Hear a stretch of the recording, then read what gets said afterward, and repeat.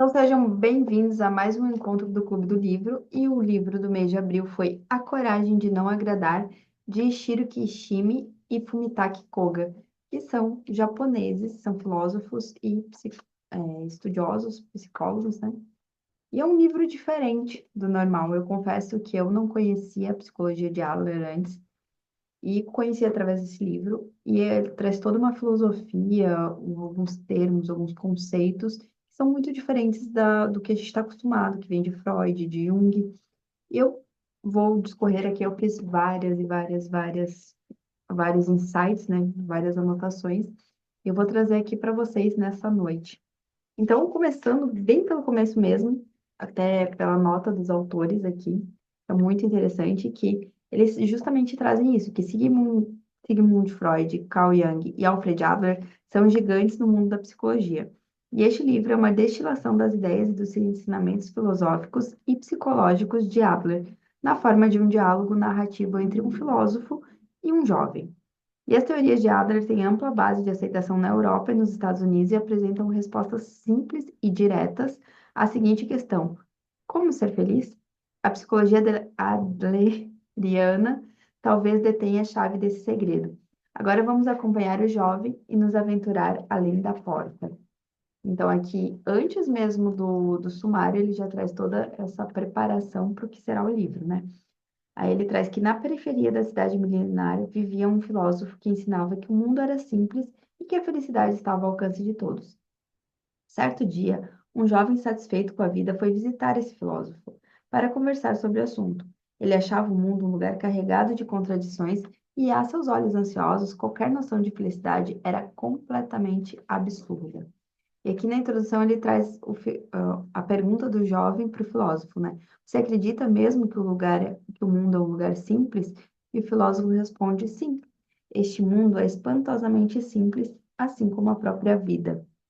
Aí o jovem pergunta, como assim? Qualquer um vê que o mundo é um caos cheio de contradições. E o filósofo responde, mas isso não acontece porque o mundo é complicado. Acontece porque você está transformando o mundo em algo complicado. A gente discutiu isso ao longo de vários livros, né? Como eu reajo ao que me acontece, é a forma como eu interpreto o mundo, como eu interpreto e reajo aos acontecimentos. E o jovem pergunta, estou? E o filósofo responde, não vivemos em um mundo objetivo, mas em um mundo subjetivo ao qual nós damos sentido. E é isso que ele vai trazer ao longo de todo o livro. E o filósofo responde, as pessoas podem mudar e assim encontrar a felicidade. E o jovem pergunta, todas as pessoas, sem exceção? E o filósofo responde: absolutamente nenhuma exceção. E todas podem encontrar a felicidade agora mesmo. Inclusive, ao longo do livro, o filósofo traz, e os próprios autores trazem no final do livro, que essa frase foi o que impactou eles no começo. Causa um desconforto inicial quando alguém traz, né, que todas as pessoas podem encontrar a felicidade agora mesmo. Então, traz essa reticência ao pensamento. E isso, os próprios autores, quando eles tiveram contato com a filosofia adleriana, eles sentiram isso, eles trazem lá na nota final. Então, aqui a gente vem para o sumário, e o sumário ele é dividido, o próprio livro ele é dividido em diálogos, né? Em a primeira noite, a segunda noite, a terceira noite, a quarta noite e a quinta noite.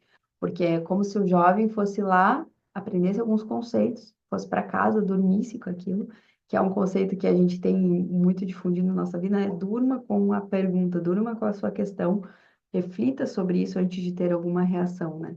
Então ele vai lá, pega os conceitos, vai para casa, dorme, volta no outro dia, às vezes tem entre uma noite e outra, às vezes passa um mês ali, ele pensa naquilo, ele volta para debater com o filósofo. Várias vezes ele diz assim: ah, agora eu vou derrubar esse cara, agora eu vou refutar essa ideia dele. E o filósofo, com toda a calma, com toda a amizade, vai trazendo os conceitos de forma clara, de forma não como se estivesse um embate, mas como se fosse realmente a discussão entre dois amigos. Então, a primeira noite ele já traz aqui que o que é mais, o que a maior diferença entre ele, o Freud e o Jung, que é o neg e o trauma. Que o Freud acredita que tudo vem de algum trauma. Então, você é o quem você é, você faz as coisas que você faz por causa de algum trauma. E a psicologia adleriana, não. A psicologia traz já que não existe trauma, que você é o que você escolhe ser hoje. Então, ele já traz aqui no começo, o filósofo: não conheço bem os caminhos percorridos por outras escolas, mas posso afirmar que a psicologia adleriana está completamente alinhada com a filosofia grega e que é um vasto campo de estudo. Que ele não era discípulo de Freud. Ele não foi um discípulo, ele estava no mesmo grau de Freud e de Jung.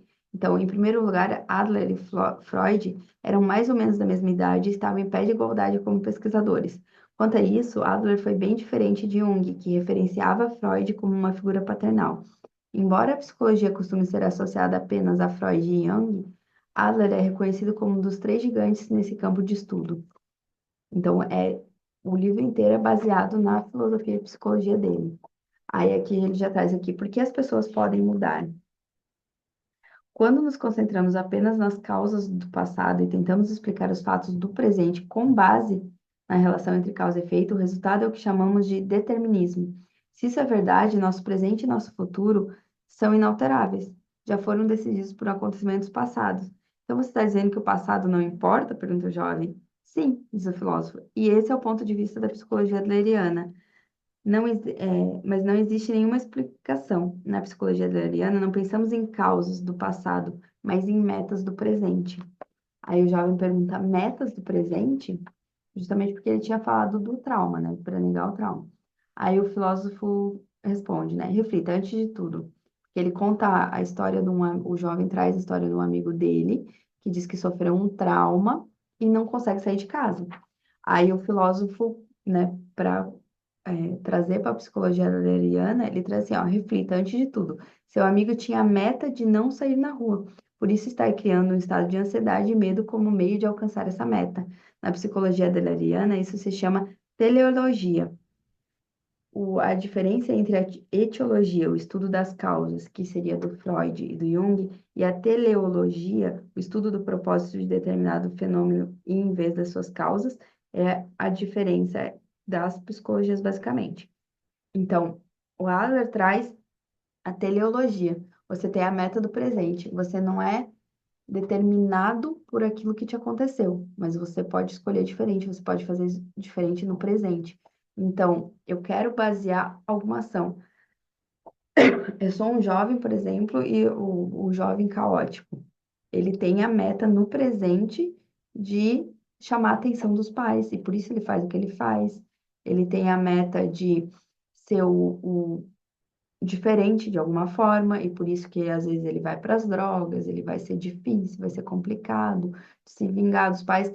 Na psicologia de Freud, você buscaria a causa, um trauma lá no passado. Na psicologia do Adler, você tem a meta do presente. Ele quer fazer isso agora, não por causa de uma causa do passado, mas porque ele escolheu agora. E ao longo do livro, no começo, para mim, foi muito confuso essa parte toda, porque aqui na minha realidade, aqui onde a gente está inserido, existe muita influência do Freud e do Jung. E eu confesso que eu desconhecia muito do Adler e eu amei as teorias dele, a forma, né, do que é meu, do que é seu, de separar dos relacionamentos interpessoais. Então ele começa justamente dizendo isso, que o trauma não existe, né? Então agora ele vem vem explicar para o jovem por que isso? O que que aconteceu, né? E ele fala assim, ó, preste atenção no argumento de Adler aqui. Ele diz que o eu não é determinado por nossas experiências, mas pelo sentido que damos a elas. Então, isso a gente já viu em outros livros, principalmente lá no Poder da Autorresponsabilidade no passado. Ele não está dizendo que a experiência de uma terrível calamidade ou violência durante a infância ou outros incidentes do gênero não tem influência na formação da personalidade. Na verdade, a influência é forte, mas o importante é que nada é determinado de fato por essas influências. Somos nós que determinamos nossa vida de acordo com o sentido que damos às experiências passadas. Sua vida não é algo que alguém dá a você, mas algo que você próprio escolhe, e é você quem decide como viver. Então, aqui ele traz justamente isso que eu estava falando, de que nós somos, nós não somos o que nos aconteceu, nós somos o que nós decidimos fazer com aquilo que nos aconteceu. Aí ele traz que as pessoas criam a própria raiva. E como viver sem ser controlado pelo passado. Porque a gente fica. Isso a gente viu no Poder do Agora também, quando a gente fica remoendo muito alguma coisa, quando a gente traz aquilo de dentro e vive muito no passado, a gente não consegue ir para frente. Então a gente remoe, a gente fica com raiva. Muitas vezes a gente alguma coisa pequenininha que acontece, a gente leva para o dia inteiro. Então aqui ele traz de como viver sem ser controlado pelo passado. O filósofo, vamos inventar um personagem cujos pais se divorciaram no passado. Isso é algo tão objetivo quanto a água do poço que está sempre a 18 graus. Mas esse divórcio parece frio ou quente? Ora, isso é uma questão subjetiva do agora, que independe do que possa ter acontecido no passado. É o sentido atribuído ao fato que determina como será o presente de alguém. Não podemos retornar ao passado em uma máquina do tempo. Não podemos voltar os ponteiros do relógio. Se você se fixar na etiologia, permanecerá preso no passado e nunca conseguirá encontrar a felicidade. Aí o jovem diz: concordo que não podemos mudar o passado, e exatamente por isso a vida é tão difícil. A vida não é apenas difícil. Se o passado determinasse tudo, não seríamos capazes de dar passos significativos. Qual seria o resultado? Um tipo de niilismo e pessimismo que mata qualquer esperança no mundo e faz desistir da vida.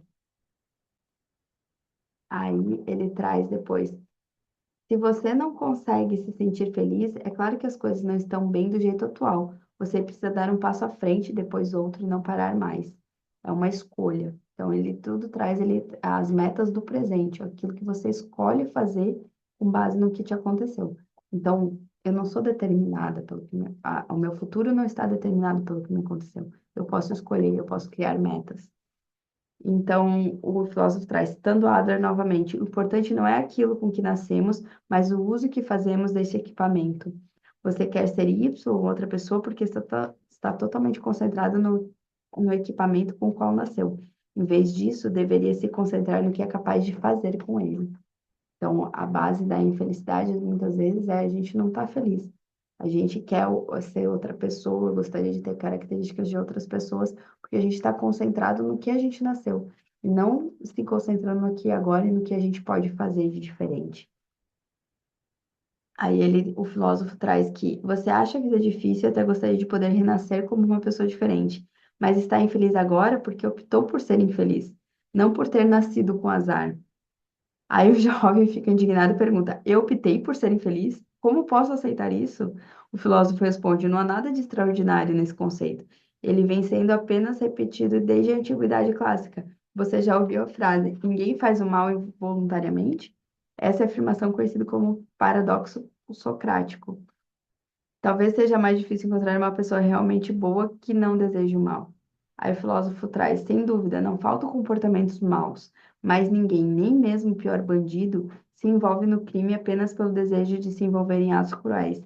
Todo malfeitor tem uma justificativa interna para se envolver no crime. Uma briga por dinheiro leva alguém a cometer um assassinato, por exemplo. Para o criminoso, existe uma justificativa que pode ser anunciada como a realização do bem. Claro que, nesse caso, não se trata do bem no sentido moral, mas do bem no sentido de ser benéfico para a própria pessoa. Então, mesmo a pior coisa que a gente imagina, aquela pessoa que estava cometendo, na cabeça dela, ela estava cometendo uma coisa boa para ela, não no sentido moral, mas para ela. Aí o jovem traz benéfico para a própria pessoa, o filósofo traz a palavra grega que designa bem, agaton, não tem significado moral, significa apenas benéfico. A palavra que designa mal, katon, significa não benéfico. Então, justamente na origem, não existia a valoração moral do bem e do mal. Existe o benéfico e não benéfico. Aí o filósofo traz ainda que na psicologia adleriana usamos a expressão estilo de vida para descrever a personalidade e o temperamento. Daí o jovem pergunta: estilo de vida? Sim, estilo de vida são as nossas tendências de pensamentos e ação. Aí o jovem pede para ele ser mais específico. Aí o estilo de vida reflete como a pessoa enxerga o mundo e como enxerga a si própria. Pense no estilo de vida como um conceito que reúne formas de encontrar sentido. Estritamente falando, o estilo de vida poderia ser definido como a personalidade de alguém. De um modo mais amplo, é uma expressão que abrange a visão de mundo e a perspectiva de vida de alguém. Aí, aí o jovem, esse jovem específico que fala com esse filósofo, ele tem vários problemas com os pais, de ser o irmão mais novo, de não ser um bom irmão mais novo, de não ter perspectiva de vida, de ser tímido, de viver pensando que as pessoas vão julgar ele. Então, vários conceitos que ele traz com base na vida desse jovem que está falando com ele, né? Aí o filósofo traz, claro que você não escolheu conscientemente este tipo de eu. Provavelmente sua primeira escolha foi inconsciente, combinado com fatores externos aos quais você se referiu. Ou seja, tom de pele, nacionalidade, cultura, ambiente familiar. Sem dúvida, esses fatores tiveram uma forte influência na sua escolha. Mesmo assim, foi você quem escolheu ser quem você é. Aí o jovem pergunta, mas como é possível ter feito essa escolha? Porque eu era uma criança, né?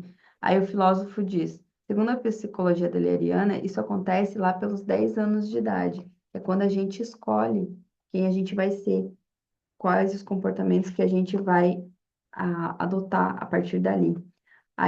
O jovem pergunta, digamos que aos 10 anos, inconscientemente, eu tenha feito essa opção de estilo de vida ou algo assim. Que importância tem isso? Você pode chamar de personalidade, temperamento ou estilo de vida, mas seja qual for o nome nessa época, eu já tinha me tornado este tipo de eu. Não é verdade, o filósofo diz. Se você não nasceu com um estilo de vida, mas o escolheu, já um pouco mais velho, deve ser possível escolher outro. Está dizendo que posso escolher outro temperamento, outro estilo de vida, outra personalidade? O filósofo responde: talvez você não tenha estado consciente de seu estilo de vida até agora, ou talvez não tenha estado consciente do próprio conceito de estilo de vida. Claro que ninguém consegue escolher as circunstâncias do próprio nascimento. Você não escolheu ter nascido. Ai, só um pouquinho. Aí. Você não escolheu ter nascido neste país, nesta época e ter estes pais. E tudo isso tem uma enorme influência no seu jeito de ser. Mas agora você já aprendeu sobre o seu estilo de vida e o que fará com ele daqui para frente é responsabilidade sua. E aqui a gente volta ao poder da autorresponsabilidade que a gente leu ano passado. Então, basicamente, o seu estilo de vida, a sua personalidade, como você vai agir de agora em diante, a partir do momento que você toma consciência, é responsabilidade sua. Então, cabe a você continuar escolhendo se quer manter o estilo de vida que teve até agora ou mudar para outro totalmente diferente. Aí o jovem pergunta, mas como eu faço para escolher de novo? Eu posso mudar? Aí o filósofo responde, sim, você consegue. As pessoas são capazes de mudar a qualquer momento, não importa o ambiente onde estejam. E volta para aquela primeira frase que causa o choque, né? Que você pode escolher ser feliz no aqui e agora, a partir de agora. E aí o filósofo traz ainda que é mais fácil, mais seguro, que as pessoas não querem mudar, não querem adotar um novo estilo de vida, porque é mais fácil e seguro continuarem sendo do jeito que estão, mesmo que se sintam insatisfeitas, porque você não tem que entrar no novo, você não tem que passar pelo gasto de energia, né? Então, o seu cérebro vai tentar sempre te manter no mesmo lugar, do mesmo jeito, seguindo os mesmos padrões, as mesmas crenças. Aí o jovem pergunta: então você está dizendo que as pessoas querem mudar, mas têm medo da mudança? E o filósofo responde: quando tentamos mudar de estilo de vida, colocamos nossa coragem à prova. A mudança gera ansiedade e a inércia causa desapontamento. Tenho certeza que você preferiu a segunda opção, que é um jovem bem, como eu falei, né? Bem desapontado com a própria vida. E daí o jovem pergunta: mas por que você usou a palavra coragem? A psicologia adleriana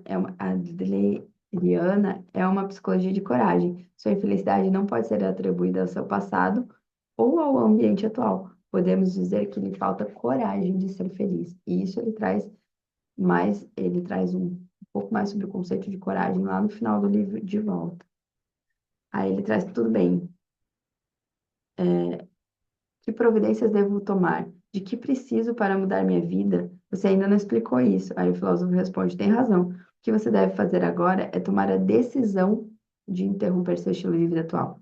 Por exemplo, você disse: se eu pudesse ser como Y, seria feliz. Enquanto viver assim nos domínios da possibilidade de se tal e tal acontecessem, você nunca será capaz de mudar. Porque dizer se eu puder ser como Y é uma desculpa que você dá a si mesmo para não mudar. Isso a gente viu muito no Poder do Agora também. Enquanto você está vivendo no futuro, no e se, você não está vivendo agora e não está fazendo. Então, tudo se conecta. E isso que eu achei mais legal desse livro, porque se conecta com todos os outros conhecimentos do que a gente vem construindo desde o ano passado, né? Aí ele traz aqui uma desculpa para não mudar. Aí o filósofo responde que tem um jovem amigo que sonha se tornar escritor, mas parece que nunca consegue completar seu livro. Segundo ele, seu emprego o deixa muito ocupado e ele não acha tempo para escrever um romance, completar a obra e escrevê-la em concursos literários. Mas será que essa é a verdadeira razão? Não, na verdade, ele quer deixar em aberto a possibilidade do posso fazer se tentar e continuar sem se comprometer com nada.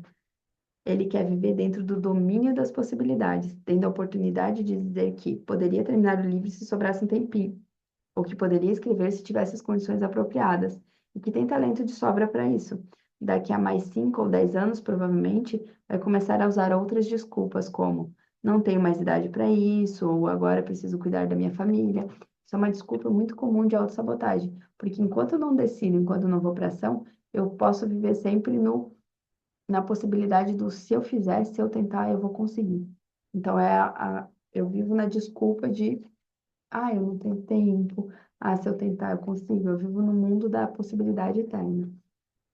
Aí ele diz aqui que, segundo a teleologia de Adler, o que aconteceu em sua vida até este ponto não tem importância e não deve afetá-lo daqui para frente. É você vivendo no aqui e agora que determina a sua vida. Aí daí o jovem vai para casa, dorme, pensa naquilo, porque confrontou muitos pensamentos dele sobre a própria vida e ele volta para a segunda noite. A conversa da segunda noite é sobre que todos os problemas têm base nos relacionamentos interpessoais, que é outra base da psicologia adleriana. Aí o filósofo diz: se um paciente aparece pedindo a cura para seu medo de curar, o orientador não deve curar os sintomas, do contrário, a cura tenderá a ser ainda mais difícil. Essa é a postura da psicologia adleriana diante desse tipo de situação. Então, o que você faz especificamente? Pergunta o que preocupa o paciente e deixa como está?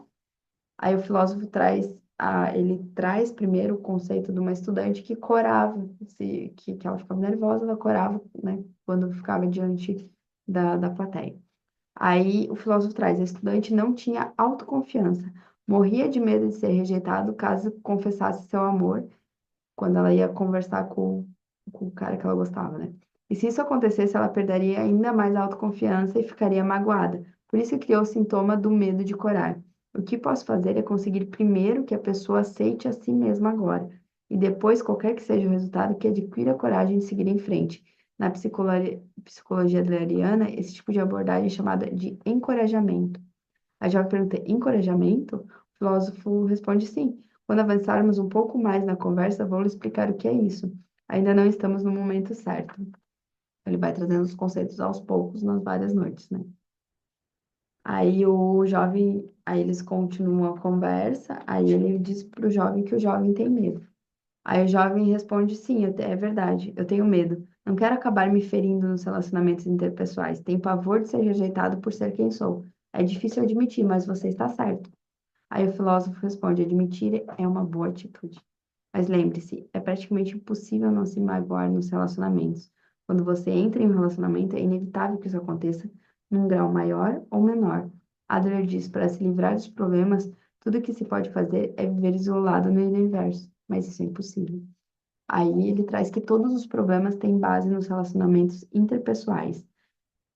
Aí o jovem pergunta: como assim? Se eu vivesse sozinho, não me sentiria extremamente solitário?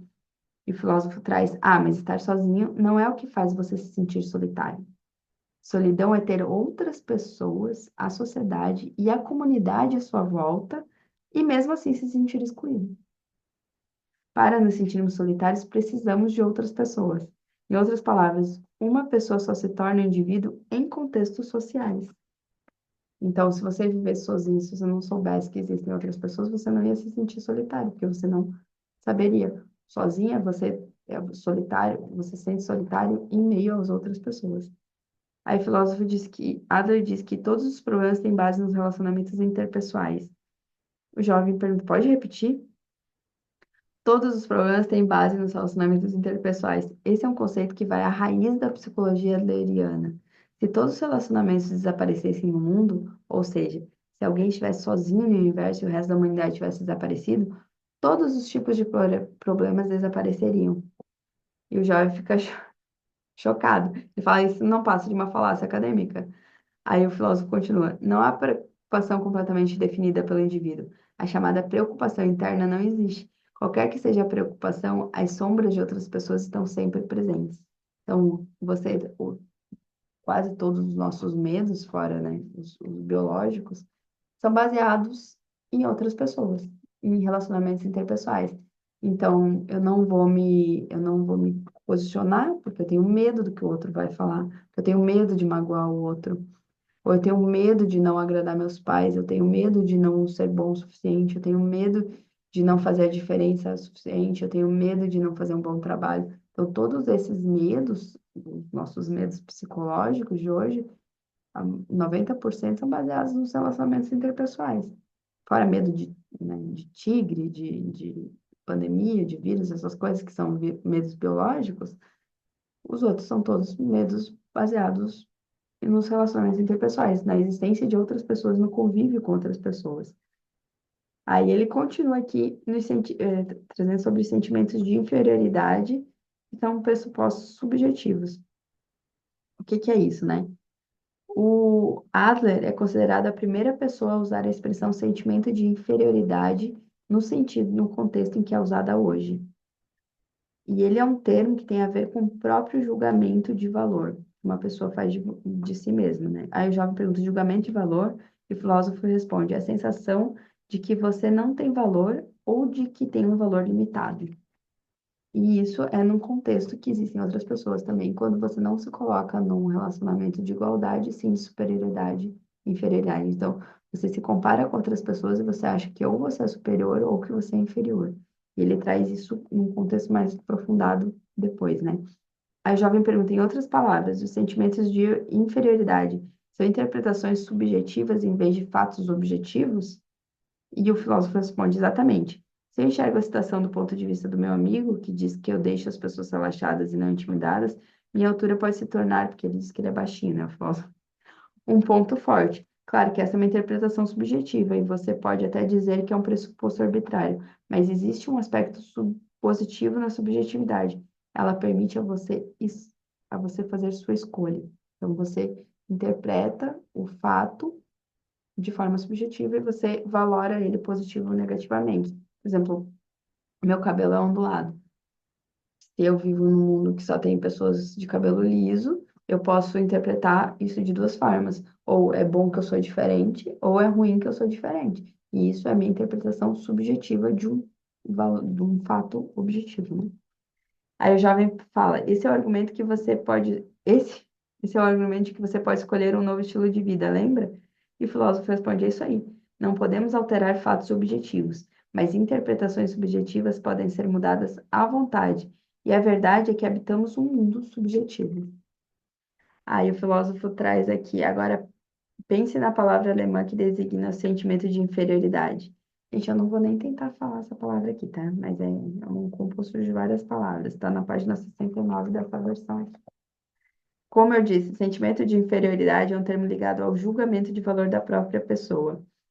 E que valor seria esse? Pense no exemplo dos diamantes, que são vendidos a um alto valor, ou da própria moeda. Encontramos valores específicos para essas coisas e dizemos que um quilate vale tanto, que os preços são tais e tais. Mas se você muda seu ponto de vista, um diamante não passa de uma pedrinha. Bem, intelectualmente sim, responde o jovem. E o filósofo, em outras palavras, o valor se baseia no contexto social, tanto das pessoas quanto das coisas. O valor que nós, como comunidade, atribuímos às coisas também. E aí o filósofo continua. Adler reconhece que todos nós temos sentimentos de inferioridade. Não há nada de errado nos sentimentos de inferioridade em si. As pessoas entram nesse mundo como seres impotentes e têm o desejo universal de escapar desse estado de impotência. Adler chamou isso de busca de superioridade. Aí o jovem pergunta, busca de superioridade? E o filósofo, pense nisso simplesmente como esperança de melhorar ou busca de um estado ideal. A contraparte disso é o sentimento de inferioridade. Todos estão na condição de querer melhorar, que é a busca da superioridade. A pessoa acalenta diferentes ideais ou metas e avança na direção deles, Mas quando não atinge seus ideais, passa a abrigar uma sensação de inferioridade. Por exemplo, chefes de cozinha que, por mais inspirados e realizados que se tornem, são sempre assolados pelo sentimento de inferioridade, que os faz pensar: ainda não sou bom o suficiente, preciso evoluir na arte de cozinhar. Aí o jovem fala: é verdade. E o filósofo continua: Adler está dizendo que a busca da superioridade e o sentimento de inferioridade não são doenças, mas estimulantes ao empenho e ao crescimento normais, saudáveis. Usados de forma correta, o sentimento de inferioridade também pode promover o empenho e o crescimento. Aí o jovem pergunta se o sentimento de inferioridade pode ser uma espécie de plataforma de lançamento. E o filósofo responde: é isso aí. A pessoa tenta se livrar do sentimento de inferioridade e segue em frente. Nunca estamos satisfeitos com a situação atual. Ainda que seja um único passo, a pessoa quer progredir, quer ser mais feliz. Não há absolutamente nada de errado nesse tipo de sentimento de inferioridade. O problema é que certas pessoas perdem a coragem de dar um passo à frente e não conseguem aceitar que a situação pode ser mudada se fizerem esforços realistas. Pessoas que nem sequer se mexem. Elas simplesmente desistem e dizem coisas do tipo: eu não sou bom o suficiente, ou ainda que eu tentasse, não teria a menor chance. Isso na inteligência positiva a gente chama um sabotador de a posição da vítima. Quando você fala, tudo acontece comigo, eu não tento sair dali, eu não tento fazer diferente, eu fico presa nas minhas próprias desculpas. Então, e eu tento agradar eu tento ganhar o amor das pessoas com essas desculpas. Eu não sou bom o suficiente, nada nunca dá certo para mim. Eu não consigo, na pirâmide dos níveis neurológicos, e essa pessoa está na crença do eu sou. Eu não sou o suficiente, eu não sou boa, eu, né? E aí, como ela não age, né? E o filósofo responde que é daí, quando ele fala, quando o jovem traz assim, ó, se o sentimento de inferioridade é forte, em geral, a pessoa se torna pessimista e diz: eu não sou bom o suficiente mesmo. É assim que funciona o sentimento de inferioridade. O filósofo fala: não, isso não é um sentimento de inferioridade, é um complexo de inferioridade. Aí ele pergunta, o jovem pergunta: mas não é a mesma coisa? Ele fala que não, que o complexo se refere a um estado mental anormal formado por um grupo de emoções e ideias. E isso não tem nada a ver com o sentimento de inferioridade. Aí ele traz que no complexo, o que Adler diz que o sentimento de inferioridade pode estimular o esforço e o crescimento. Por exemplo, se alguém tivesse um sentimento de inferioridade em relação a uma instrução, pensasse: tenho uma deficiência nos estudos, por isso vou ter que me esforçar mais que os outros. Essa seria uma direção desejável. O complexo de inferioridade, por outro lado, surge quando o indivíduo usa o sentimento de inferioridade como uma espécie de desculpa. Nesse caso, a pessoa pensa: minha instrução é deficiente, por isso não vou alcançar o sucesso, ou não tenho uma aparência, por isso não consigo me casar. Quando alguém insiste na lógica de que A é a situação, logo B não pode ser feito no dia a dia, não estamos falando de sentimento, mas de complexo de inferioridade. Aí o filósofo traz o que você está chamando de relação causal, que ele diz que é uma relação causal, e o filósofo traz, não, é o que a Adler define como causa e efeito aparente, quer dizer, você se convence de que existe uma relação causal onde não existe. Outro dia um homem me disse: tenho dificuldade para me casar porque meus pais se divorciaram quando eu era criança. Segundo a etiologia freudiana, a atribuição de causas, o divórcio dos pais dele foi um grande trauma que claramente havia afetado seu ponto de vista sobre o casamento.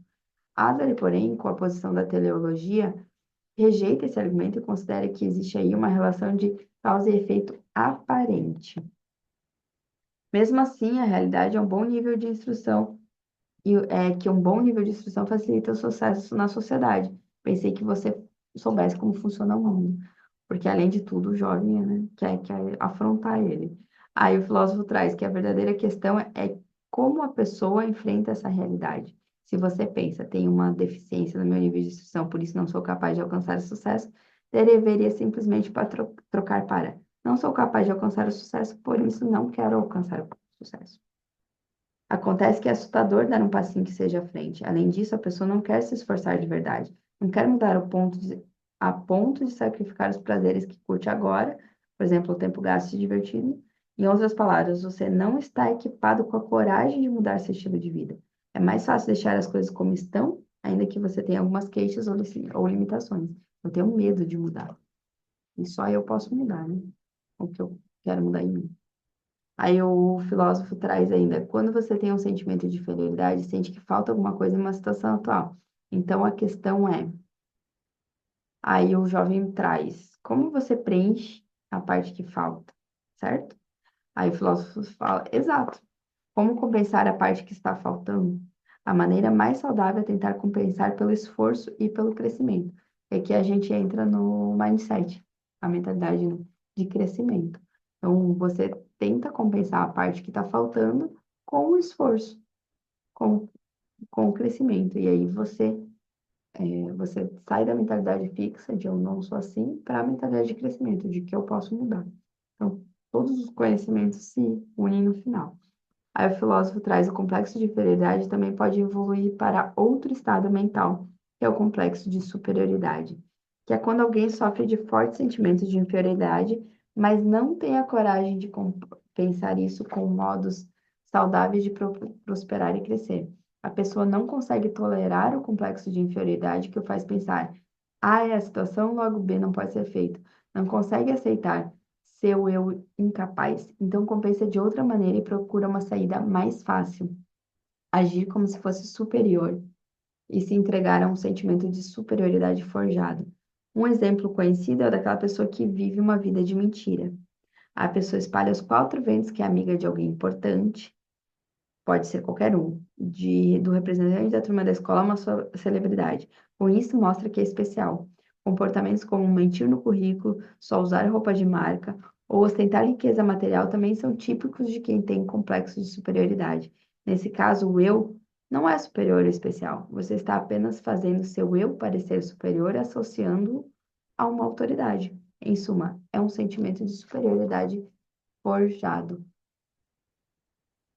Ah, beleza. Muito obrigada pela participação, viu? Ah, aí. E o jovem, aí o complexo de sua superioridade. Essa é uma psicologia bem interessante. Pode me dar outro exemplo?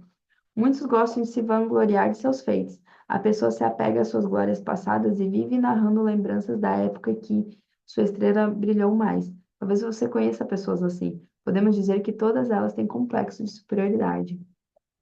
Na verdade, quem chega ao ponto de se vangloriar em voz alta aos quatro ventos não tem autoconfiança. Como Adler indica claramente, aquele que se vangloria só faz isso porque tem um sentimento de inferioridade. Você está dizendo que se vangloriar é um sentimento de inferioridade invertido? Exato, quem tem autoconfiança não sente necessidade de se vangloriar. Por outro lado, quem se vangloria tem um forte sentimento de inferioridade. A pessoa sente que precisa ostentar a superioridade o tempo todo. Teme que, sem isso, ninguém a aceitará do jeito que é. Trata-se de um complexo de superioridade total. Aí ele traz um último exemplo, né? De complexo de ostentação, um padrão que leva a um sentimento de superioridade específico manifestado, quando o sentimento de inferioridade se intensifica. Estou falando de pessoas que se vangloriam do próprio infortúnio, que foi o padrão da vítima que eu falei agora há pouco, né? Essas pessoas tendem a usar experiências ruins para se fazerem de especiais e seu infortúnio para se colocarem acima das outras. Ah, porque eu sou todo mundo conhece alguém que vai contar uma história triste, a pessoa, ah, mas isso já aconteceu comigo. Ah, isso já aconteceu pior comigo. Ah, mas é porque tu não sabe da história e tal. Então a pessoa traz um infortúnio maior, uma história pior, para se vangloriar.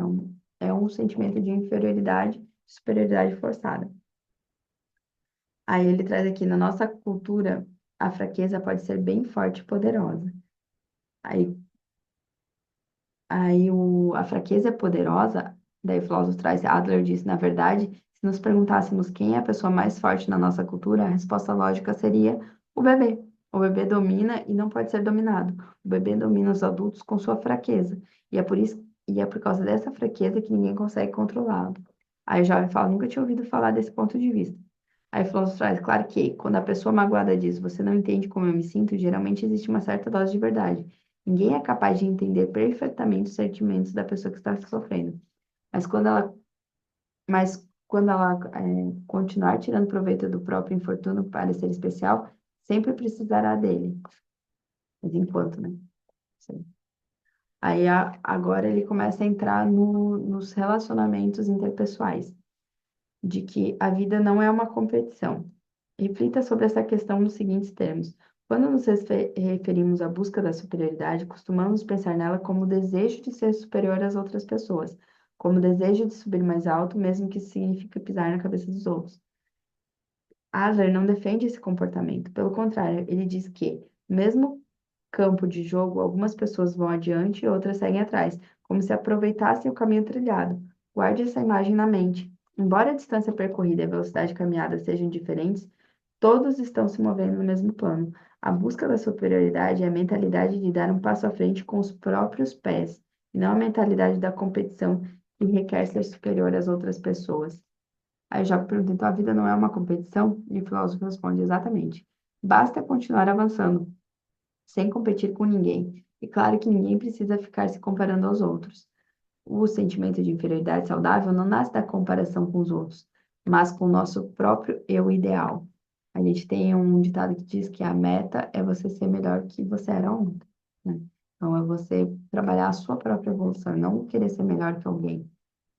Aí o filósofo traz que, lembre-se disso, se existe competição no núcleo dos relacionamentos interpessoais, o indivíduo não conseguirá escapar dos problemas de relacionamentos ou de infortúnios, porque no final da competição existem vencedores e perdedores.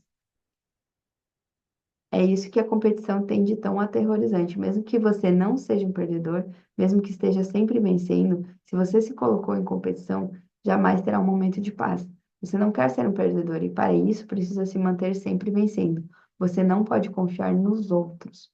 A razão pela qual tantas pessoas se sentem felizes de verdade, mesmo quando alcançam sucesso aos olhos da sociedade, é que estão vivendo em competição, que não se sentem felizes, né, de verdade, mesmo quando alcançam sucesso aos olhos da sociedade, é que estão vivendo em competição. Para elas, o mundo é um lugar perigoso, repleto de inimigos. Então, quando você vive em competição com os outros, você não consegue alcançar a felicidade real, o bem-estar subjetivo, né? Aí ele traz que, depois que a pessoa se liberta do esquema de competição, necessidade de triunfar sobre alguém desaparece. Quando isso acontece, a pessoa também se liberta daquele medo que diz, talvez eu perca. Com isso, torna-se capaz de comemorar a felicidade alheia do fundo do coração.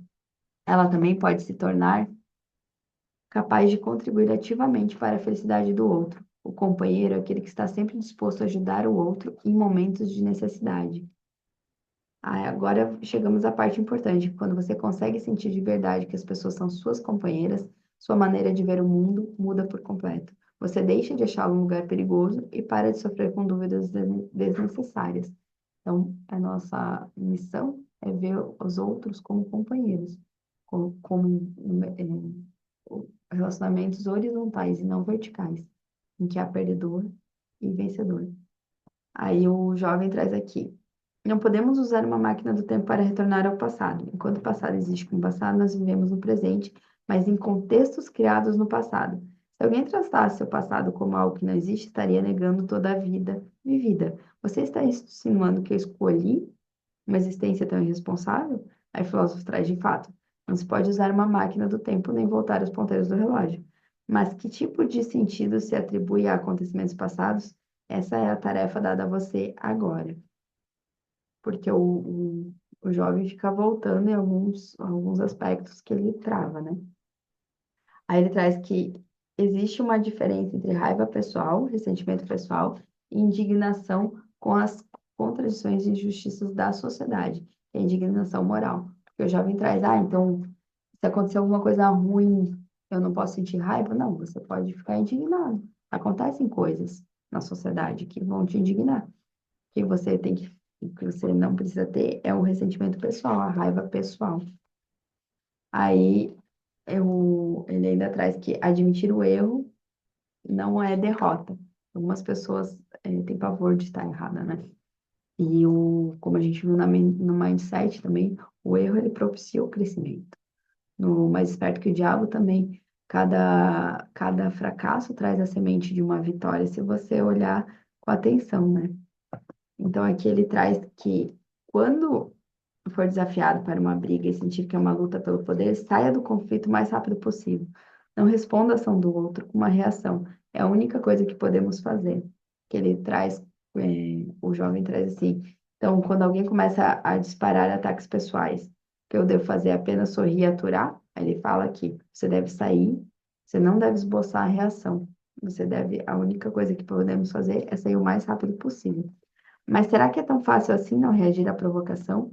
Em primeiro lugar, como você diria que eu devo controlar a raiva? Quando você controla a raiva, você a está aturando, entende? Em vez disso, vamos descobrir um meio de resolver as coisas sem usar a emoção da raiva, porque afinal a raiva é uma ferramenta, um meio de atingir uma meta. Que a meta é você extrapolar, né? Você quer gritar e você cria a meta de ficar com raiva. Primeiro, quero que você entenda que a raiva é uma forma de comunicação e que é possível se comunicar sem usar a raiva. Aí ele traz, né? Dispomos da linguagem, podemos nos comunicar por ela. Acredite no poder da linguagem e na linguagem da lógica. Se eu não acreditasse, com certeza não estaríamos tendo esse diálogo. Aí Filósofo traz, e tem mais uma coisa sobre as lutas pelo poder. Em qualquer situação, por mais que você ache que tem razão, tente não criticar a outra parte com base nisso. Muitas pessoas caem nessa armadilha nos relacionamentos. O jovem fala, por que não devo fazer isso? O filósofo, no momento em que alguém se convence de que está certo em um relacionamento, já entrou na luta pelo poder. E se você vê as pessoas como suas companheiras no relacionamento horizontal, você não tenta impor o poder, né? Você não tenta estar certo, você só aceita a pessoa como ela é e a opinião dela. Aí o filósofo ainda traz, né, sobre as tarefas da vida. Na psicologia adleriana, existem objetivos claros traçados para o comportamento e a psicologia do ser humano. Que tipos de objetivo? Primeiro, existem dois objetivos para o comportamento: ser autossuficiente e viver em harmonia com a sociedade. Depois, os objetivos para a psicologia que respaldam esses comportamentos são a consciência de que eu tenho a capacidade e a consciência de que as pessoas são minhas companheiras. E esses objetivos podem ser alcançados se enfrentarmos o que Adler denomina de tarefas da vida. O que são as tarefas da vida? Aí ele traz aqui, são três categorias de relacionamentos interpessoais que surgem desses processos, que é a tarefa do trabalho, a tarefa da amizade e a tarefa do amor. E o Adler se referiu a todas juntas como tarefas da vida. As tarefas da vida são os relacionamentos interpessoais que o indivíduo é obrigado a enfrentar ao tentar viver como um ser social. Que a tarefa. Aí o jovem fala assim: vou deixar minhas objeções para depois. Agora pode falar um pouco sobre a tarefa da amizade? É um relacionamento de amigo no sentido mais amplo, longe do trabalho, já que não tem a coação característica do trabalho, que é aquele que você desenvolve com pessoas fora do seu ambiente de trabalho. Muita gente não tem amigos fora do ambiente de trabalho. Você tem amigos na família, que são as tarefas do amor, né? E os amigos, teoricamente, os amigos do trabalho, que são as tarefas do trabalho, os relacionamentos interpessoais relacionados ao trabalho. Aí ele traz aqui, um monte de gente acha que quanto mais amigos você tem, melhor. Mas tenho minhas dúvidas. Não existe valor algum no número de amigos ou de conhecidos que você tem. E este é um tema ligado à tarefa do amor, mas deveríamos estar pensando na distância e na profundidade do relacionamento. A jovem pergunta: será que eu sou capaz de fazer amigos íntimos? E o filósofo responde: claro que é. Se você mudar, as pessoas à sua volta mudarão também. Não terão alternativa. A psicologia adleriana é uma psicologia para mudar a si mesmo, não para mudar os outros. Em vez de esperar que os outros mudem ou que a situação mude, você mesmo dá o primeiro passo. E a última tarefa, a tarefa do amor, imagine que essa tarefa é dividida em dois estágios. Um, o que conhecemos como relacionamentos amorosos, e dois, relacionamentos com a família, especialmente entre pais e filhos. Já discutimos o trabalho e a amizade, mas das três tarefas é provável que a do amor seja a mais difícil. Quando o relacionamento de amizade se transforma em amor e os amigos se tornam namorados, o discurso e a conduta que eram naturais entre amigos talvez não sejam mais permitidos. Especificamente, um membro do casal pode acabar proibindo o outro de sair com amigos do sexo oposto. Em alguns casos, até falar ao telefone com alguém do sexo oposto já desperta ciúmes. A distância entre amizade e amor é bem próxima. O relacionamento pode ser tão profundo que haja esse tipo de interferência. Sim, acho que é inevitável. Daí o filósofo responde, mas Adler não aceita que um parceiro crie restrições para o outro. Se a outra pessoa parece feliz, você pode comemorar de verdade. Isso é amor. Relacionamentos em que as pessoas restringem uma a outra acabam desmoronando. Aí ele traz aqui que o tipo de relacionamento que parece opressivo e forçado não pode ser chamado de amor, mesmo que haja paixão. Por outro lado, quando você pensa, sempre que estou com essa pessoa, posso me comportar com toda a liberdade, é porque pode realmente sentir amor. Você se sente calmo e à vontade com ela. Não tem sentimento de inferioridade nem necessidade de exibir sua superioridade. Nisso consiste o verdadeiro amor. A restrição, por outro lado, é uma manifestação da mentalidade de tentar controlar seu parceiro e uma ideia baseada no sentimento de desconfiança. Lá no final ele vai trazer que a confiança é fundamental para a nossa vida. Aí o filósofo traz que o problema é que nos relacionamentos amorosos e matrimoniais existe a opção de separação.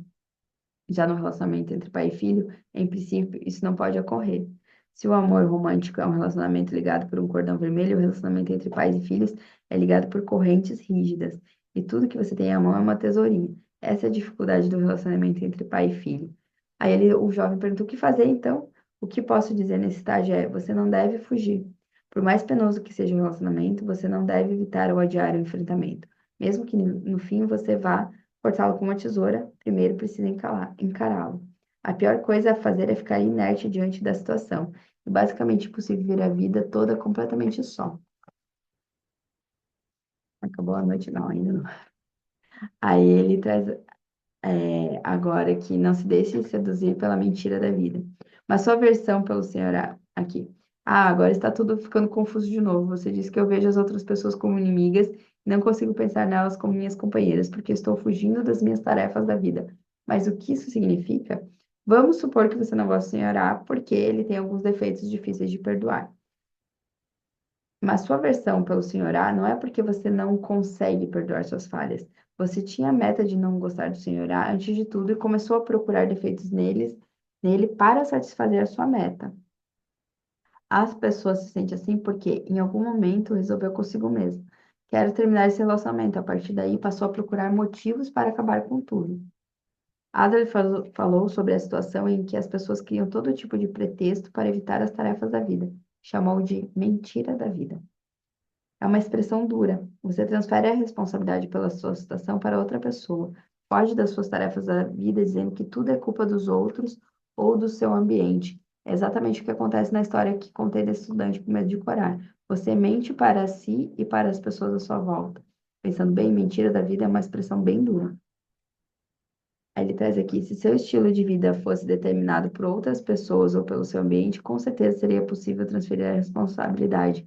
Mas somos nós que escolhemos nosso estilo de vida. Está claro quem é o responsável. E aqui voltamos para o poder da autorresponsabilidade. Por mais que a gente queira culpar os outros, culpar as situações, culpar o ambiente, nós escolhemos, ainda que inconscientemente. Toda decisão ou não decisão é uma escolha. Aí o filósofo traz que você não deve usar o poder da raiva para desviar o olhar. Este é um ponto bem importante. Adler nunca discute as tarefas da vida, mentiras da vida em termos de bom e ruim. Não devemos discutir a moral ou o bem e o mal, mas a questão da coragem. Ele fala, lá vem você falando de coragem de novo. Aí o filósofo traz, pois é, mesmo que você esteja evitando suas tarefas da vida e se prendendo às suas mentiras da vida, não é por ser uma pessoa malvada. Não se trata de ser condenado de um ponto de vista moralista. É apenas uma questão de coragem. E agora a gente vai para a terceira noite. Descarte as tarefas de outras pessoas. E aqui é um dos capítulos que eu achei mais interessante, uma das partes da teoria do Adler mais interessantes, que são as tarefas de cada um, né? Aqui ele traz que a psicologia adleriana nega a necessidade de buscar o reconhecimento dos outros.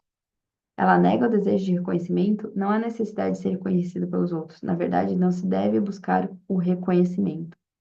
O reconhecimento alheio é algo que deve causar satisfação, mas é errado dizer que ser reconhecido é absolutamente necessário. Antes de tudo, para que alguém buscar reconhecimento, ou para ser sucinto, porque alguém quer ser elogiado pelos outros, imagine um ambiente familiar. Digamos que você vem limpando a sujeira da rua em torno do prédio onde trabalha. O fato é que ninguém parece perceber. Ou se percebe, ninguém mostrou o reconhecimento pelo que você fez. Nem mesmo disse uma palavra de agradecimento. Você continua recolhendo lixo? Ou você para? Porque você está fazendo aquilo só porque você quer um elogio de alguém? Ou porque aquilo vai fazer bem para a comunidade? Esse é o perigo do desejo de reconhecimento. Porque as pessoas buscam o reconhecimento das outras Em muitos casos, isso é fruto da influência da educação baseada em recompensas e punições. Aí o jovem traz educação baseada em recompensa. Aí o filósofo traz que Adler era um grande crítico desse tipo de educação. Ela leva a estilos de vida equivocados, em que as pessoas pensam: se ninguém vai me elogiar, não vou fazer a ação apropriada. E se ninguém vai me punir, vou me envolver em ações impróprias. Isso aqui no comum, aqui no Brasil, a gente tinha muito essa cultura, né? De, tá todo mundo fazendo, eu vou fazer também. Ah, mas é errado, mas tá todo mundo fazendo. Então, vem muito dessa educação de recompensa e punição. Se tá todo mundo fazendo, eu não vou ser punido, eu vou fazer também. E a gente não tem essa valoração moral de eu fazer o que eu devo fazer, porque eu devo fazer, né? E não porque ninguém vai me punir ou porque ninguém vai me elogiar. Aí o filósofo traz que você não vive para satisfazer as expectativas das outras pessoas, nem eu. Isso não é necessário. Aí o jovem traz que argumento egoísta, você está dizendo que as pessoas devem pensar apenas em si mesmas e viver uma vida de hipocrisia? Aí o filósofo traz que nos ensinamentos do judaísmo existe um pensamento que diz mais ou menos o seguinte: se você não está vivendo a vida para si, quem irá vivê-la por você? Em última análise, vivemos pensando no eu. Não há motivo para não pensarmos assim. Você está sofrendo do veneno do niilismo, diz o jovem. Está dizendo que vivemos pensando no eu e que isso está certo. Que maneira triste de pensar. O filósofo traz não é niilismo coisa nenhuma. Pelo contrário, quando você busca o reconhecimento alheio e só se preocupa com o julgamento que vão fazer de você, acaba vivendo a vida de outras pessoas. Quando você deseja muito ser reconhecido, acaba vivendo para satisfazer as expectativas das pessoas que querem que você seja isso ou aquilo. Em outras palavras, você joga fora quem realmente é e vive a vida alheia. E lembre-se, se você não vive para satisfazer as expectativas dos outros, as pessoas não vivem para satisfazer as suas. Alguém pode não agir de modo que você gostaria, mas você não deve se irritar com isso. É natural. Porque a pessoa vai estar vivendo como ela deveria viver a vida dela, como ela quer viver. É preciso ter consideração pelos outros para entender isso. Você deve conhecer a ideia da psicologia adleriana chamada separação de tarefas. Aí ele traz o conceito de separação de tarefas, né? Todos os problemas de relacionamento são causados pela nossa intromissão nas tarefas das outras pessoas ou pela intromissão alheia nas nossas tarefas. A separação é suficiente para mudar os relacionamentos da água para o vinho. Existe uma forma simples de saber de quem é a tarefa. Pense, quem vai acabar recebendo o resultado final causado pela escolha feita? Quando a criança escolhe não estudar, o resultado final dessa decisão, não conseguir acompanhar a turma ou entrar na faculdade preferida, por exemplo, não deve ser recebido pelos pais. Claramente, é o filho quem deve arcar com as consequências disso. Em outras palavras, estudar é a tarefa do filho. Hoje em dia, é cada vez mais comum ouvir os pais usarem a frase é para o seu próprio bem, mas eles dizem isso para alcançar as próprias metas. Por exemplo, eles podem querer aparecer bem aos olhos da sociedade, se mostrar superiores ou simplesmente controlar o filho. Em outras palavras, não é pelo bem da criança, mas pelo bem dos pais. E é por sentir essa farsa que o filho se rebela. É preciso prestar atenção. A psicologia adleriana não recomenda a abordagem da não interferência. Não interferência é a atitude de não saber e nem sequer ter interesse em saber o que o filho está fazendo. Pelo contrário, é sabendo o que o filho está fazendo que você o protege. Se o estudo é o problema, você diz ao seu filho que a tarefa é dele. E deixa claro que está disposto a ajudar sempre que ele sentir vontade de estudar. Mas você não deve se intrometer na tarefa do filho. Quando nenhum pedido é feito, não se deve interferir nas situações. Aí o jovem pergunta se vai além do relacionamento entre pai e filho, e o filósofo responde, sim, claro. Na psicologia adleriana, por exemplo, não consideramos tarefa do psicólogo se o cliente muda ou não. Quem tem que mudar é o cliente, então a tarefa é do cliente. Você é o único que pode mudar a si mesmo. E aqui ele traz a separação de tarefas, é até onde eu devo ir, se a pessoa não me pedir ajuda, até onde eu devo me meter. Não devo me meter, basicamente, né? O que é minha tarefa é minha tarefa, o que é tarefa do outro é tarefa do outro. Eu vou encorajar e vou me colocar à disposição para ajudar, mas eu não vou me intrometer, eu não vou fazer por ele. Aí o filósofo traz que o ato de acreditar também é a separação de tarefas. Você acredita no seu parceiro, essa tarefa é sua, mas a forma como essa pessoa age em relação às suas expectativas e à sua confiança é tarefa dela. Daí o jovem traz, é difícil, muito difícil. Daí o filósofo responde, claro que é. Mas pense da seguinte maneira: quando você intervém nas tarefas de outra pessoa e as assume, transforma a sua vida em algo pesado e cheio de provações. Se você está vivendo uma vida de preocupações e sofrimento que nascem dos relacionamentos interpessoais, primeiro aprenda a se impor limites, dizendo: daqui para frente, essa tarefa será minha. Depois, descarte as tarefas de outra pessoa. Esse é o primeiro passo para aliviar a carga e tornar a vida mais simples.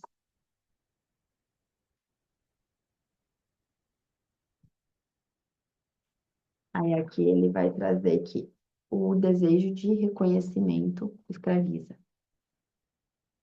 O filósofo traz que talvez seja mais fácil viver satisfazendo as expectativas alheias, porque assim você confia a própria vida a elas. Por exemplo, imagine uma pessoa que segue o caminho traçado pelos pais. Mesmo que discorde de muitas coisas, ela não vai perder o rumo enquanto permanecer na trilha. Mas se estiver decidindo o caminho por conta própria, é natural que se perca às vezes. A pessoa se depara com a barreira de como se deve viver. Devemos escolher o reconhecimento alheio ou o caminho da liberdade sem reconhecimento? Essa é a questão importante. Vamos pensar nela juntos. Se você escolhe viver de acordo com o direcionamento dos outros, está sempre tentando avaliar os sentimentos das outras pessoas e preocupado com a visão que elas têm de você. Você vive para realizar desejos alheios. Sim, pode haver sinais guiando você pelo caminho, mas essa não é uma forma livre de se viver. Porque você escolhe viver com tão pouca liberdade, você usa o termo desejo de reconhecimento, mas o que está dizendo é que não quer ser detestado por ninguém. Então, quando você vive pelo reconhecimento alheio, você não tem a liberdade. E aqui ele vai trazer o conceito de o que é a verdadeira liberdade. Para nós, seres humanos, querer agradar é um desejo totalmente natural, um impulso. Kant, o gigante da filosofia moderna, chamou esse desejo de inclinação. São que seriam os desejos instintivos, os desejos impulsivos. Se alguém disser que quer viver como uma pedra rolando morro abaixo, de modo que as inclinações, desejos ou impulsos assumam o controle à vontade, é liberdade, está equivocado. Viver desse jeito é apenas ser escravo dos seus desejos e impulsos. A verdadeira liberdade é similar à atitude de empurrar morro acima a pedra que despencou. Como assim? A pedra não tem poder. Quando você começa a rolar morro abaixo, continua rolando até que não esteja mais sob efeito das leis naturais da gravidade e da inércia. Mas nós não somos pedras, somos seres capazes de resistir à inclinação. Podemos deter a queda do eu e subir o morro. O desejo de reconhecimento provavelmente é natural. Assim, você vai continuar rolando morro abaixo para obter reconhecimento dos outros? Vai continuar rolando e se desgastando até ficar com uma superfície uniforme? Quando tudo que resta é uma bolinha redonda, esse é o seu verdadeiro eu? Não pode ser. Aí o jovem responde, mas você está dizendo que resistir aos nossos instintos e impulso é liberdade? Como já afirmei várias vezes na psicologia adleriana, pensamos que todos os problemas têm base nos relacionamentos interpessoais. Em outras palavras, buscamos nos libertar dos relacionamentos. Queremos ser livres deles. Porém, é absolutamente impossível viver sozinho no universo. Com base no que já discutimos, nossa conclusão sobre o que é liberdade deveria estar clara. Resumindo, liberdade é ser detestado por outras pessoas. Como assim? Pergunta o jovem. Aí o filósofo responde: ser detestado prova que você está exercendo sua liberdade e vivendo em liberdade. É sinal de que está vivendo de acordo com os próprios princípios. Não está querendo agradar a todos. O filósofo continua: ser detestado é angustiante. O ideal é viver sem ser detestado por ninguém. As pessoas querem satisfazer o desejo de reconhecimento, mas quando você se comporta de forma a agradar todo mundo, passa a viver sem liberdade. E isso também é impossível. Exercer a liberdade tem um preço, e o preço da liberdade nos relacionamentos interpessoais é desagradar algumas pessoas. Não estou dizendo que você deve viver para ser detestado, nem estou recomendando que pratique o mal. Por favor, não entenda assim. Você não se prepara para ser arrogante nem se torna arrogante, apenas separa tarefas. Pode haver uma pessoa que não simpatize com você, mas isso não é tarefa sua. E repetindo, pensar coisas como ele deveria gostar de mim, eu fiz de tudo, portanto é estranho que ele não goste de mim, é a forma de pensamento orientada para a recompensa e ter intervindo na tarefa de outra pessoa. Vá em frente, sem medo da possibilidade de ser detestado. Não viva como se estivesse rolando morro abaixo, e sim subindo a ladeira. Isso consiste em liberdade do ser humano. A coragem de ser feliz Também inclui a coragem de ser detestado e de agir sem se preocupar em satisfazer as expectativas dos outros. Quando você adquire essa coragem, seus relacionamentos ganham nova leveza. Então, a coragem é basicamente a base da filosofia também, né? É uma ideia errônea tentar manipular outra pessoa. Ainda que eu mude, sou apenas eu quem muda. Não sei que resultado isso vai causar no outro e não posso participar desse aspecto. Claro que há ocasiões em que, junto com a minha mudança, e não devido à minha mudança, a outra pessoa também muda. Em muitos casos, a pessoa não terá opção se não mudar, mas essa não é a meta, e é bem possível que a outra pessoa não mude. De qualquer modo, mudar sua conduta para manipular outra pessoa é claramente uma forma errada de pensar. Então, quando eu mudo, normalmente as outras pessoas mudam também. E aí o jovem vai para casa pensar, né? E ele volta aqui para a quarta noite, que é onde fica o centro do mundo. Aí o jovem volta, né? Querendo pôr o filósofo à prova, né? Separar tarefas é basicamente uma ideia que se resume em definir um limite e dizer eu sou eu e você é você. Aí o filósofo traz que o termo psicologia individual, criado por Adler, de fato tem certos aspectos que podem levar a uma compreensão errada. Em primeiro lugar, etimologicamente falando, a palavra individual tem o sentido de indivisível.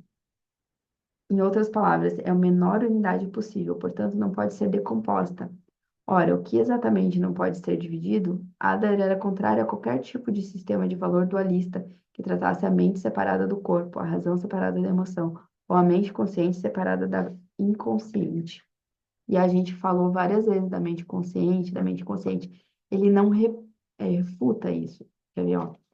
Claro que mente e corpo são coisas separadas, que razão e emoção são diferentes, e que tanto a mente consciente como a inconsciente existem.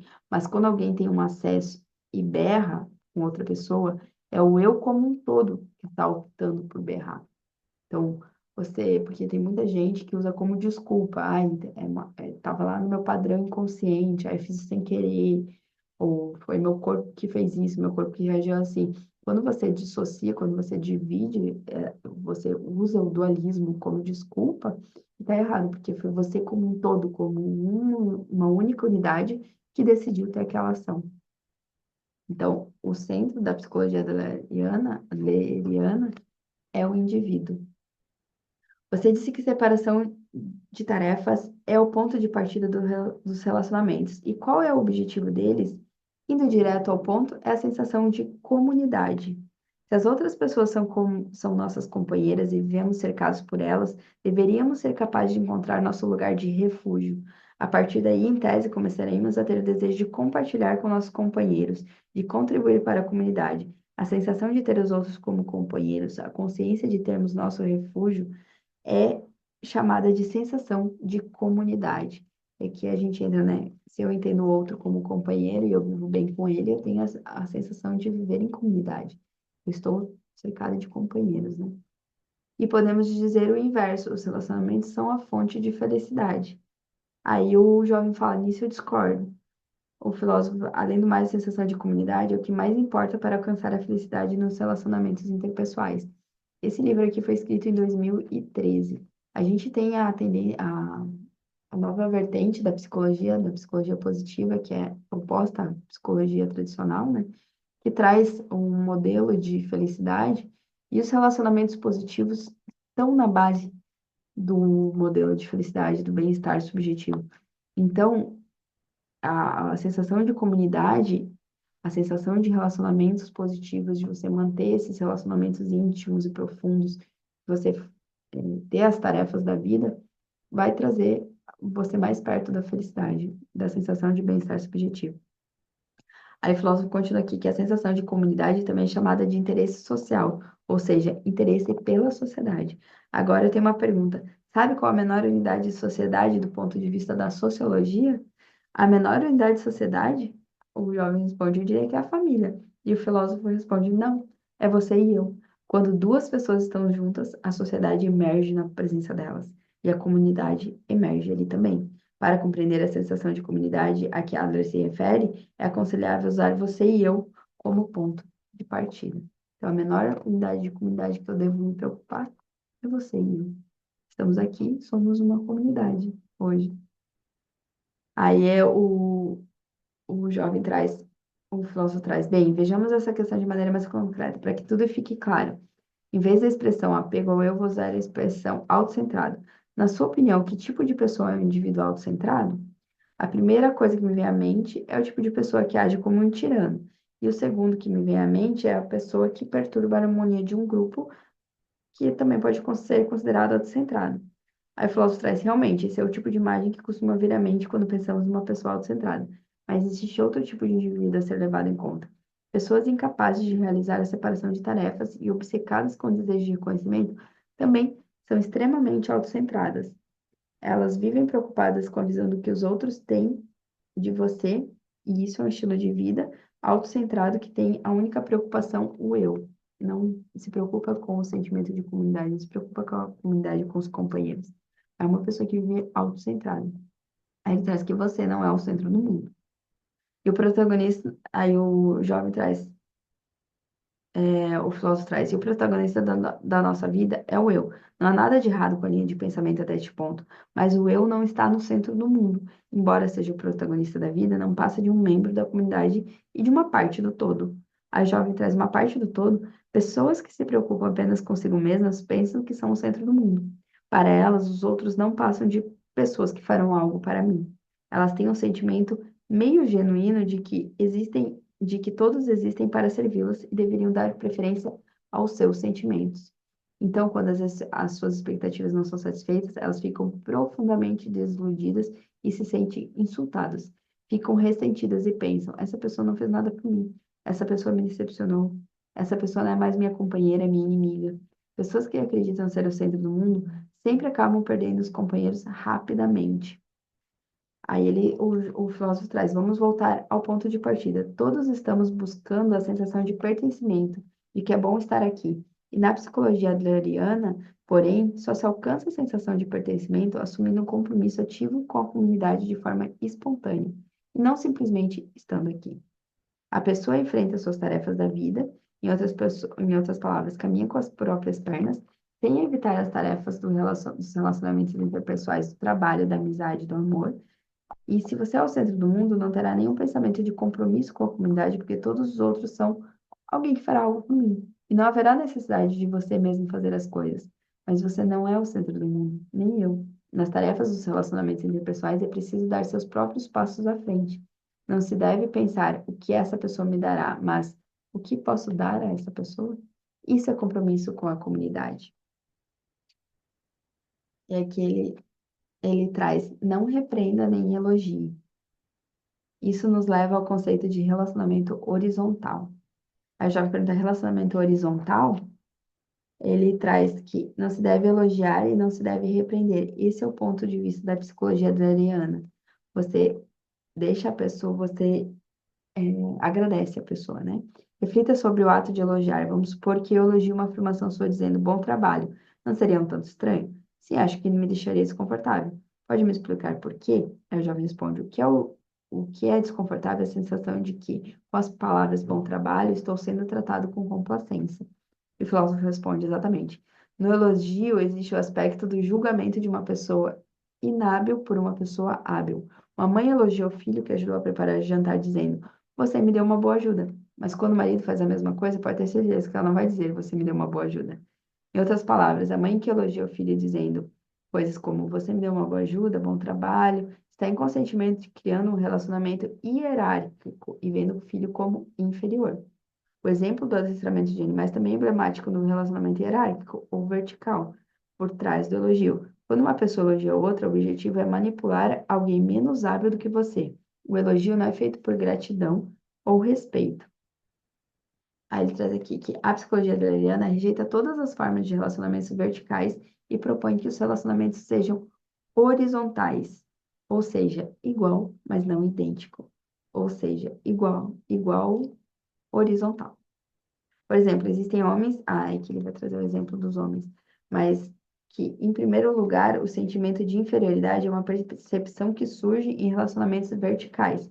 Se alguém consegue desenvolver relacionamentos horizontais que sejam iguais, mas não idênticos para todos, não há lugar para complexo de inferioridade. Então, a gente deve buscar que os nossos relacionamentos sejam horizontais. Ele é igual a mim, você é igual a mim. A gente não é idêntico, mas a gente está no mesmo patamar. Então, quando você fizer alguma coisa para mim, eu vou te agradecer. Obrigado. Isso vai te dar a sensação de contribuição. Você contribuiu comigo. Muito obrigado. Eu não vou dizer que você fez um bom trabalho, porque a partir do momento que eu digo que você fez um bom trabalho, eu vou estar me colocando numa posição superior. Então, a gente agradece, a gente tem formas de fazer na horizontalidade, em que eu não me coloco como superior nem inferior. Aí ele traz aqui que o auxílio, por outro lado, pressupõe a separação de tarefas e relacionamentos horizontais. Aqui ele vai trazer a diferença entre intervenção, que é quando eu me meto na tarefa de outra pessoa, e auxílio, que é quando eu ofereço ajuda para a pessoa. Essa tarefa é sua, mas se você quiser, eu tô aqui, eu posso te auxiliar, né? Aí eu vou estar construindo relacionamentos horizontais, que é o que ele trouxe antes do filho. Ah, meu filho tem a tarefa de fazer o dever de casa é dele, mas eu me coloco à disposição para ajudar. Esse tipo de auxílio baseado em relacionamentos horizontais denomina-se na psicologia adleriana encorajamento. Encorajamento, lembra que ele falou no começo que ele falou que isso depois aqui ele traz. Quando alguém não está realizando suas tarefas, não é por falta de habilidade. A psicologia adleriana ensina que o problema não é esse, mas simplesmente falta de coragem de enfrentar as tarefas. Nesse caso, a primeira coisa a fazer é recuperar a coragem perdida. E aqui daí ele traz que as pessoas acreditam que não tem habilidade exata, aqui ele traz do elogio, que é a parte lá do mindset. Quando você elogia a pessoa pelo que é, a pessoa fica presa no mindset fixo. Quando você elogia a pessoa pelo esforço, pelo crescimento, quando você agradece a contribuição, aí você está desenvolvendo a mentalidade de crescimento. Então, eu encorajo a pessoa a enfrentar, eu encorajo a pessoa a fazer diferente. Eu dou valor ao esforço. E assim a gente tem a separação de tarefas também, no horizontal, né? Porque se eu digo que ela está fazendo bem ou mal, está fazendo certo ou errado, eu estou me colocando na posição no relacionamento horizontal, vertical. Aí ele traz aqui, o filósofo pergunta para o jovem, o que uma pessoa precisa fazer para ganhar coragem? Na visão de Adler, uma pessoa só tem coragem quando é capaz de sentir que tem valor. E como eu sinto que eu tenho valor? Quando eu sinto que eu sou benéfico para a comunidade.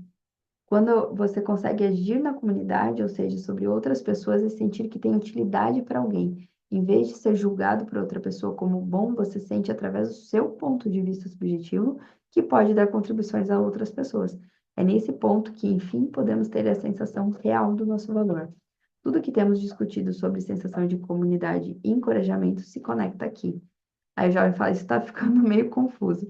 Aí o filósofo responde, estamos chegando ao núcleo da discussão agora. Por favor, me acompanhe mais um pouco. É uma questão de ter preocupação com os outros, desenvolver relacionamentos horizontais e adotar a abordagem do encorajamento. Tudo isso está ligado à profunda consciência da vida que diz que sou útil a alguém e, por sua vez, a sua coragem de viver. Ser útil a alguém é por isso que vale a pena viver minha vida? Aí o filósofo fala, vamos dar uma pausa aqui. Vamos tomar um cafezinho. Aí eles voltam para outra discussão. Vamos ver as pessoas não no nível aqui ele traz de, né? Deixa eu voltar um pouco aqui para a gente não se perder, né? Alguns pais refutam minha explicação sobre o conceito de encorajamento dizendo: nosso filho vive aprontando e nunca temos a chance de dizer obrigado. Ou você me ajudou bastante. O contexto é provavelmente o mesmo que você está mencionando, que ele traz a história do avô dele, que é acamado. Então, se o avô dele não pode fazer nada, como é que ele vai sentir que está contribuindo para a sociedade, né? Aí o filósofo traz: você está observando a outra pessoa no nível dos atos. Em outras palavras, a pessoa está fazendo algo. Desse ponto de vista, pode parecer que idosos acamados são apenas um estorvo e não servem para nada. Mas vamos ver as pessoas não no nível dos atos, mas no nível do ser.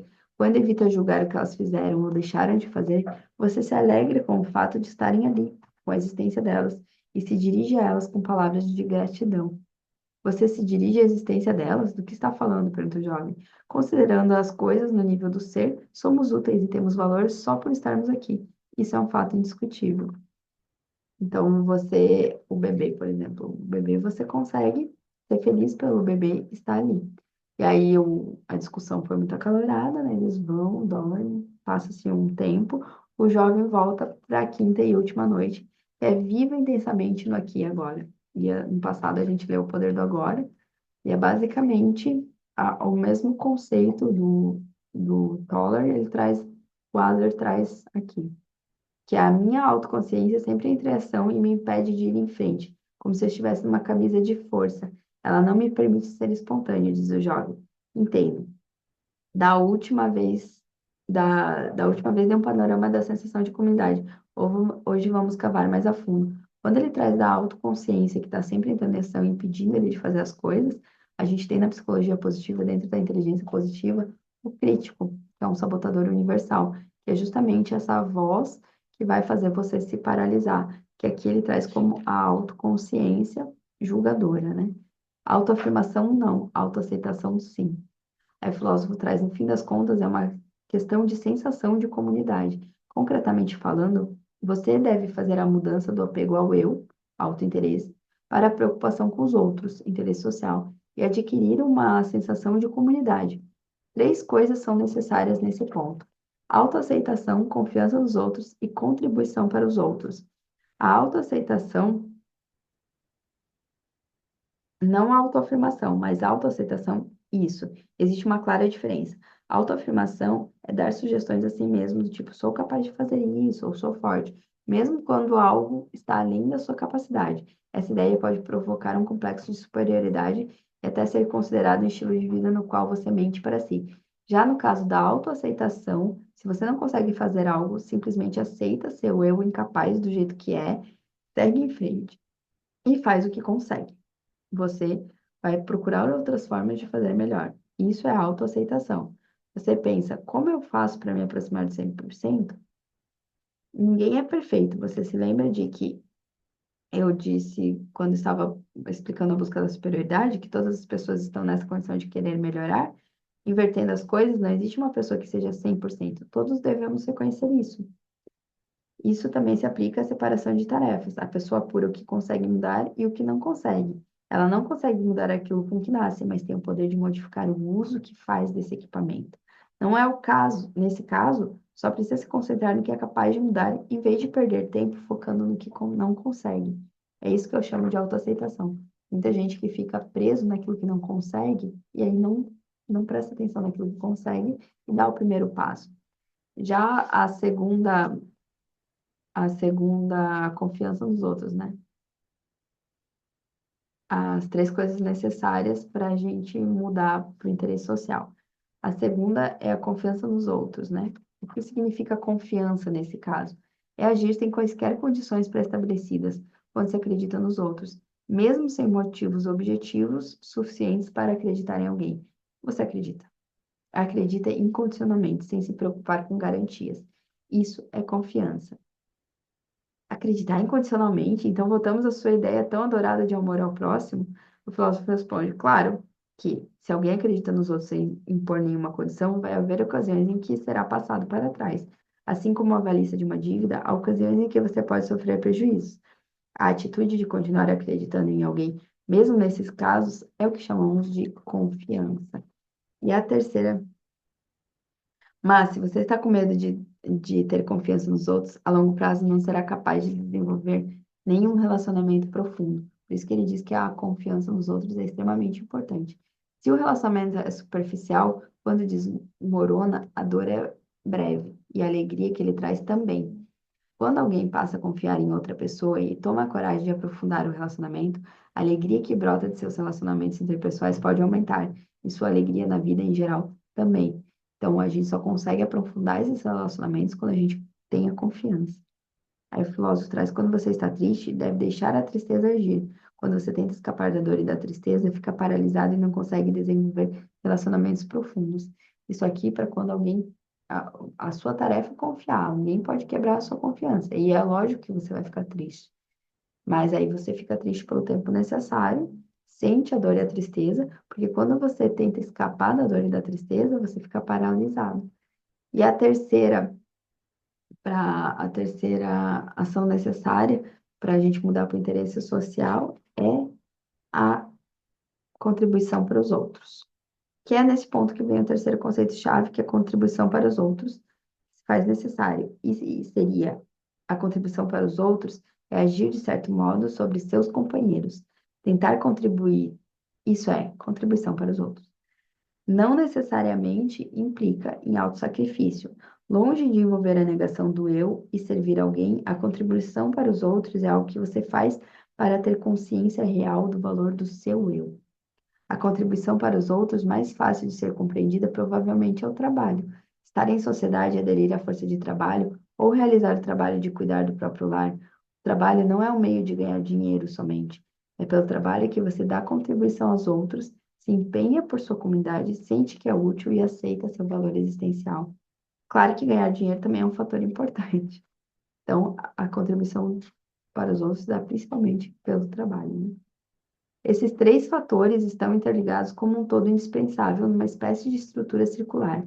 É por se aceitar tal como você é que você tem confiança nos outros, sem medo de ser passado para trás. E é por depositar confiança incondicional nos outros e sentir que as pessoas são suas companheiras que você se consegue se engajar na contribuição para os outros. Por fim, quando contribui, você adquire a consciência profunda de que é útil a alguém e se aceita como é. Então, elas fazem parte de um círculo, né? Então, parece o círculo do porquê, né? Aí, aqui ele traz que das mentiras da vida, né? A compulsão pelo trabalho é uma mentira da vida. Na verdade, nem todas as pessoas são boas e virtuosas. Passamos por uma série de experiências desagradáveis em nossos relacionamentos, mas neste ponto crítico, precisamos entender uma coisa. Em todos os momentos, aquela pessoa que ataca você é quem tem o problema. E não é verdade que todo mundo seja mau. Pessoas com estilos de vida neuróticos costumam encher seu discurso com palavras como todos, sempre, tudo, e vivem dizendo: todo mundo me odeia, sou sempre eu quem sai perdendo, está tudo errado. Se você tem o hábito de fazer essas generalizações, deve tomar cuidado. Na psicologia adleriana, consideramos isso uma forma de viver sem harmonia de vida. É uma forma de viver em que o indivíduo só vê uma parte das coisas, mas julga o todo. Quando os relacionamentos não vão bem, a culpa não pode ser lançado na gagueira, no meio de corais, etc. Embora o verdadeiro problema seja o fato de que o indivíduo não alcançou a autoaceitação, não confia nos outros ou não é capaz de contribuir para os outros, ele está se concentrando apenas numa minúscula parte das coisas que não deveria ter a menor importância. E com base nisso, acaba formando julgamentos sobre o mundo inteiro. E generaliza. É um estilo de vida equivocado que carece de harmonia da vida. E a mesma coisa acontece com os workaholics. O foco recai somente num aspecto específico da vida. Provavelmente eles tentam justificar esse comportamento dizendo: tem muito trabalho, não sobra tempo. Eles estão apenas usando o trabalho como desculpa para evitar suas outras responsabilidades. A pessoa deve se preocupar com tudo, das tarefas domésticas à criação dos filhos, das amizades aos hobbies, e assim por diante. Adler não reconhece estilos de vida nos quais certos aspectos são extraordinariamente dominantes, porque a gente fala da roda da vida. Se os aspectos da sua roda da vida não estão em harmonia, não precisa estar 10 em tudo. Se eles não estão em harmonia, eles não estão rodando. Quer dizer que você está dando muita atenção a um aspecto específico e pouca atenção ao outro. Isso causa uma desarmonia. Você não está vivendo em harmonia. E aqui ele traz que você pode ser feliz agora. Não é você quem decide se suas contribuições são úteis. Essa é uma tarefa que cabe a outra pessoa e você não pode intervir nessa questão. Em princípio, não existe nem como saber se você realmente deu uma contribuição. Significa que, quando estamos empenhados nessa contribuição, ela não precisa ser visível. Tudo o que precisamos é da sensação subjetiva de que somos úteis a alguém. Em outras palavras, precisamos ter a sensação de que contribuímos. A felicidade é a sensação de contribuição. Essa é a definição de felicidade.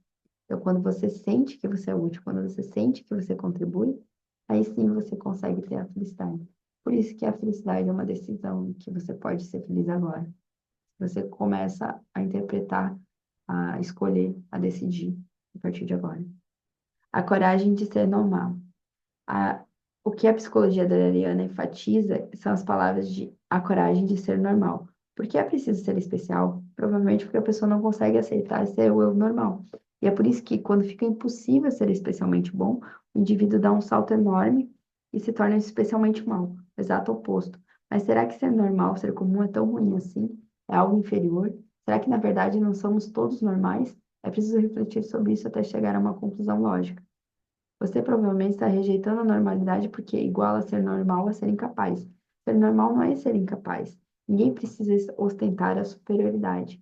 Então, quando a gente tem autoaceitação, a gente também pode aceitar que a gente é normal. E não tem nada errado em ser normal. E ele traz que aqui a vida é uma série de momentos. A vida não trate a vida como uma linha. A vida é uma série de momentos, chamados de agora. Só podemos viver no aqui e agora. Nossa vida existe apenas em momentos, aqui e agora. Não há passado, não há futuro. O passado foi agora, o futuro será agora. Você pode viver o momento presente da forma mais presente possível, fazendo o seu melhor no agora. Você pode querer algo, você pode projetar algo, mas você só vai chegar lá se você viveu aqui agora. A sua vida é feita de momentos, é feito do aqui. Aí o filósofo traz que a maior de todas as mentiras da vida é não viver o aqui e agora. É olhar para o passado e futuro, lançar uma luz fraca sobre toda a sua vida e acreditar que conseguiu enxergar alguma coisa. Até aqui você se afastou do aqui e agora e lançou uma luz ou inventou passados e futuros.